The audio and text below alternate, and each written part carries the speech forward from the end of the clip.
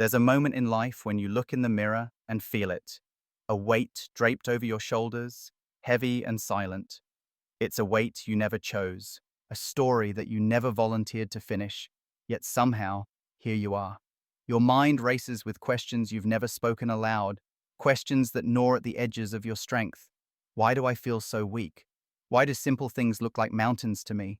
Why am I quietly fighting battles that nobody else seems to see? And somewhere, when you dig beneath the surface, all these questions begin leading back to the man who raised you, or maybe the man who wasn't there to. If this resonates, you're already on the path to understanding one of the most powerful forces shaping your life: emotional inheritance. Welcome to the Growth Mindset Project. If you want to get more honest explorations like this, remember to hit subscribe and tap the bell so you won't miss any of our conversations. Let's take a deeper look at how emotional inheritance, specifically what you inherit from your father, may be sabotaging your strength in ways you've never quite understood. A father shapes far more than your childhood. He becomes the blueprint for your inner voice. Maybe for some, that voice is present and encouraging. For others, it's sharp, demanding, or even silent.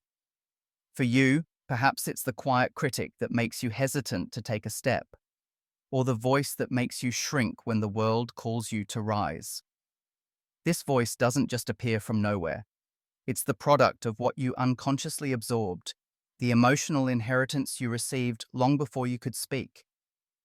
Why do you hesitate under pressure? Why does your confidence evaporate in moments that matter? Why do you call yourself weak when you're actually just tired? It's not because you're broken. It's because during your early years, you were trained. Trained not for possibility, but for survival. Trained to anticipate your father's moods, taught to hold your feelings in, trained to chase impossible standards, or perhaps to question your own worth if his presence was missing. This emotional inheritance isn't always loud.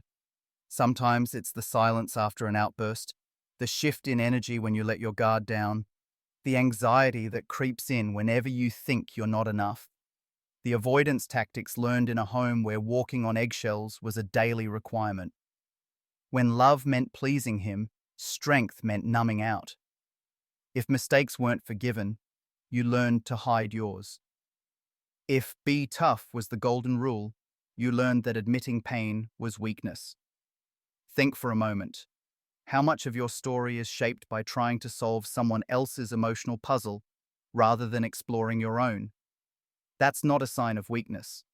That's an adaptation, created by emotional inheritance long before you understood you had a choice in the matter.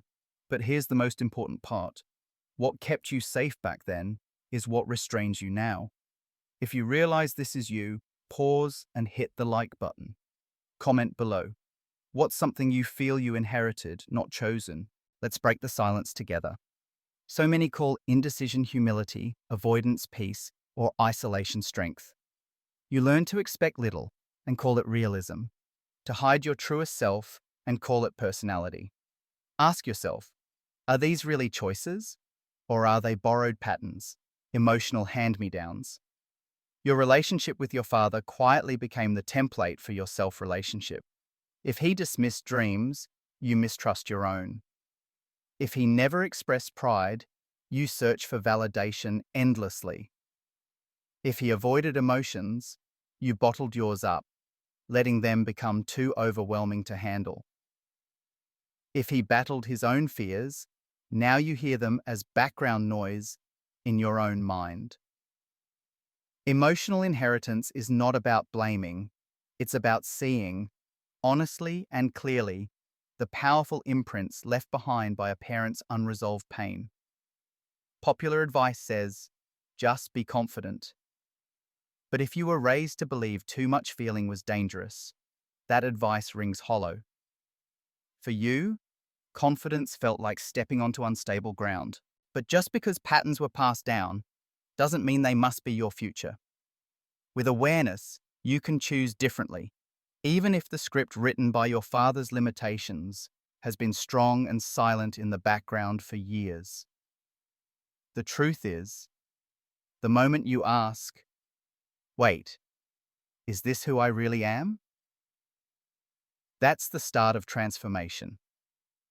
The simple act of questioning your emotional inheritance puts your feet on a new path, a path your father may never have found. That is not weakness. That is courageous evolution. Yet before you can rewrite your story, you must see your father as human. He was raised inside a story of his own, perhaps never given the tools, the patience, the guidance he truly needed. Maybe he was taught that silence is safety, that control is protection, that never apologizing is maturity. These became his language of love, even if that love left gaps in you. This realization is not an excuse, but an explanation. And when you see your pattern's origin, you stop seeing yourself as defective. That's the start of freedom. Awareness, true, compassionate awareness, is your first, most powerful tool to break the emotional chain. If you're with me this far, don't forget to like this video, subscribe to the channel, and leave a comment with your thoughts or experience. Connecting together makes all the difference. As you begin to recognize your emotional inheritance, you'll see the old rules for what they are: survival strategies, not blueprints for thriving. Keep everything inside. Don't ask for help. Don't disappoint. Don't show your real feelings. These rules taught you to endure, but not to live. To adapt, but not to become yourself. It's in the small, daily moments, choosing to speak honestly, to ask for help without guilt, to rest without shame, to stand your ground gently, to pause before shrinking into an old outline. This is how you reshape your emotional inheritance. A new internal voice whispers, you don't have to stay small anymore. You don't have to call anxiety ambition or avoidance maturity. Imagine, who would you be if you weren't living in the shadow of someone else's fear? Who are you truly beneath the echo of your father's silence, his unpredictability, his absence, or his perfectionism? Maybe your weakness is simply the absence of permission you've been waiting to receive, not realizing you can grant it yourself. The power of emotional inheritance is immense, but so is your capacity to transform it. You can build an inner world your father never knew.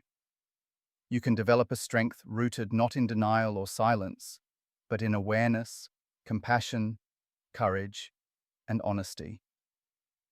Remember, growth is not dramatic. It's the steady accumulation of small, brave choices that slowly, steadily build a new inner voice. A voice that finally sounds like you. Not the protected you, but the authentic you who has been waiting beneath the surface. So, the next time you notice yourself shrinking when you could be shining, or silencing your truth to keep the peace, remember, these aren't flaws, they're echoes. And every step you take to break old patterns is a step toward real strength. You're not weaker because of what you inherited. You're only just beginning to learn how strong you truly are. And as you take these steps, as you question and challenge and grow, you might realize something unexpected. The very things you once called weakness are actually the starting point for your transformation. That is the power of emotional inheritance. When faced and reshaped, it becomes your greatest strength. If you found value in this journey, check out our other videos on the Growth Mindset Project. Make sure you tap the bell so you don't miss out on upcoming explorations into the mind, growth, and self-discovery. Your strength is only beginning to unfold. Let's walk this path together.